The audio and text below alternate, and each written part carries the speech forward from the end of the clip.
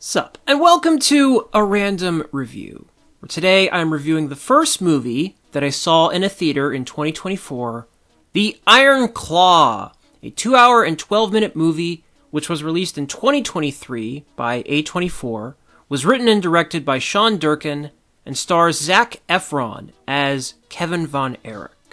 This movie is about the real-life events of the Von Erichs, who were a famous wrestling family that produced a number of major professional wrestlers, including Kevin Von Erich and his brothers. And the movie is called The Iron Claw because that was the name of their family's signature wrestling move, in which they would grab someone's face with their fingers and try to push into it as hard as they could. And the reason all the boys in the Von Erichs became wrestlers was because their dad, Fritz Von Erich, pushed them into following the same life path as him. And the movie is about Kevin grappling with his and his brother's pursuit of becoming some of the top wrestlers in the world, while realizing that the thing they were pursuing, at their dad's behest, was rapidly destroying them all. So, I came into The Iron Claw with no advanced knowledge about the Von Erichs, and only the slimmest amount of knowledge about professional wrestling in general. But what I did know about professional wrestling is that it's really, really bad for you. Wrestling is a physically unforgiving sport that chews up the people who compete in it. And it's why, if you look at the most famous wrestlers of the 20th century, an enormous amount of them died before they reached old age, either from their bodies failing or substance abuse. And when I found out that this movie was about a famous wrestler, I decided to go see it because wrestling movies and boxing movies have a very high hit rate for being really good. Because they're about these gladiatorial activities that come baked in with an enormous amount of adversity and tragedy. And what happened to the Von Erichs is as dark and unbelievable as any story about wrestling that you'll ever hear. One of the things that this movie does really well is highlight the physicality of wrestling. As someone who doesn't follow professional wrestling, I think it's very easy to view wrestling as being 100% manufactured, and to fall into the trap of thinking that because it's so choreographed and because the outcomes are mostly predetermined, that must mean that the dangerous looking things that the wrestlers are doing to each other must also be fake. But that's not necessarily true. There is a very real and very taxing activity at the core of it, and this movie does a really, really good job of making wrestling look unbelievably unsafe. Every time a wrestler hits the mat in this movie, you can feel the impact of it. Even when you see the Von Erichs just practicing wrestling and practicing hitting the ring, you get the visceral sense that all of this must be incredibly painful, and that none of them should be doing this as a profession. There are lots of close-ups of Kevin Von Erich's ripped body throughout the movie, and whenever you see him training or any of his brothers training, it looks deeply unhealthy. Like their bodies aren't meant to look like this. You feel like you're watching these guys subtly mutilating themselves to put their bodies in a condition that's not natural. And all of that is really effective at establishing that the series of tragedies that befall them later in the movie didn't come out of nowhere, and that wrestling was the source of all of it. Another thing I really liked about the movie is the way it portrays the father of the Von Erichs. Fritz Von Erich was very much responsible for a lot of what happened to his kids, if not everything. And the movie is a cautionary tale about what can happen when you push your children to do something for your own gain at their expense.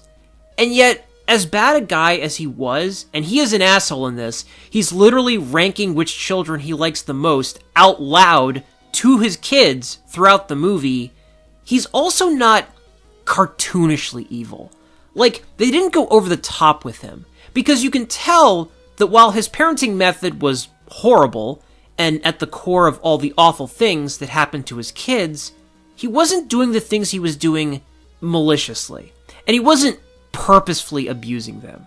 Like, in his mind, he was doing what he thought he had to do to support them. And while he was singularly focused on getting his kids to the upper echelon of pro wrestling for his own selfish reasons, that didn't mean he didn't also love them and wasn't also trying to support them. And to me, that's important because it would have been easy for this movie to cast him as a total monster. But they didn't do that. They allowed just enough cracks of humanity in him to make him feel like a real person who had some positive aspects to him, but who was mostly unintentionally destructive. And the guy who portrayed him in The Iron Claw, Holt McCallany, I thought was the standout of this movie and brought a ton of gravitas to the character. Another really good performance in this movie is from Zac Efron, who plays the lead. I didn't even know that this was Zac Efron until the credits, because I was so used to seeing him as a shrimpy teen idol that I didn't even recognize him.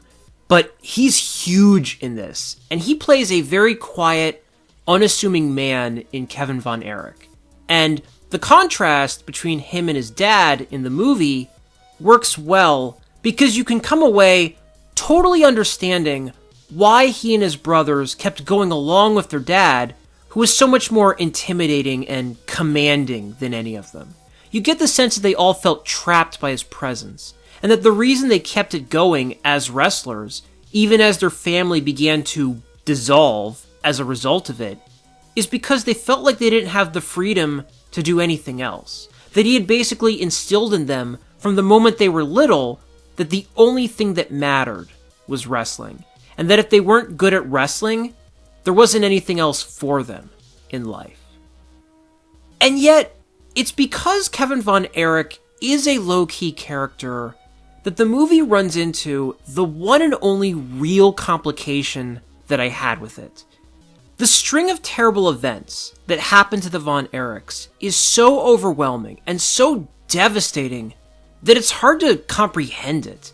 Like, you wouldn't accept seeing this many successive tragedies in a fictional story because you wouldn't believe that it's possible for so many terrible things to occur to one family in such a short period of time.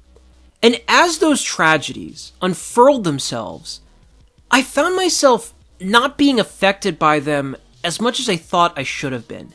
The problem with The Iron Claw, in my opinion, is that because the movie is primarily about Kevin Von Erich, and because he has so many brothers, to me, the movie doesn't do a good enough job of establishing all of those brothers as unique individual characters. I never felt like I got to know any of them, outside of maybe one or two scenes. And so, when they start dropping, it didn't hit like it should have because I barely knew the names of any of them.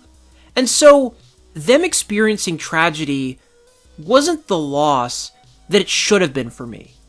And what compounded this issue, for me anyway, was that we don't get to see enough of Kevin Von Erich's emotional development during all this tragedy. It felt like there'd be one sad event, and then we'd see Kevin crying, and then there'd be another sad event, and then we'd see him crying again, and then that would be it. I felt like we needed to see a little bit more of him actually processing all of this, and more of him struggling in his day-to-day life to reconcile with what was happening around him. When we talk about the length of movies, it's usually through the prism of, is it too long?